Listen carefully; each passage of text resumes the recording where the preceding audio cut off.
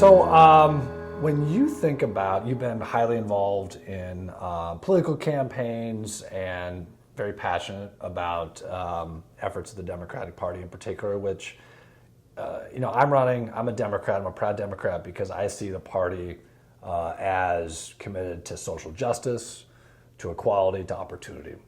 And when you think about the state of the Democratic Party, what gives you the most hope?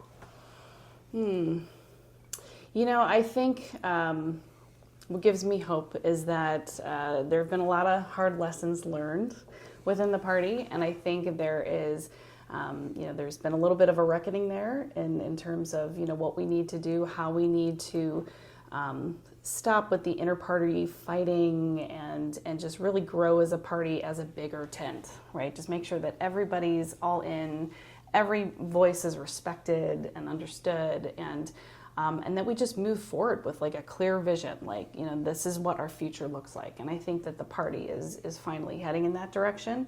I think it took us a while, some stumbles along the way, but what I really see with that and where I see the true hope is just the amount of activism that's happening at the very local level. When I got involved in politics after November 2016, there were just, a handful of us who were really starting to get active and really start to work on local campaigns because we saw how it was all connected, at the local level and how it rises up to the state level and federal level. And I see so many more people involved in local politics, and all politics are local. Yeah. And I think when Democrats, really focus on who represents them at every single level, and we get those great candidates to do that, and we support great candidates, that's where I see hope for the party. Well, that's excellent. I getting back to you talking about broadening the tent. Yeah. And that reality that I think if we have candidates who are best positioned to appeal to independents and even Reagan Republicans as well, because they maintain those values, as I said, were central to the party around social justice and equality and opportunity, and really focus in on issues like affordability, as we've been talking about. But they do so in a way that is also appeals to the needs of really everyday Ohioans. And I think that our best chance then of getting Democrats elected is going to be that commitment to those candidates who are not extremely partisan, right, but really are more open to collaboration and working through for common solutions, regardless of whatever your political background would be. And I know that's what we've done.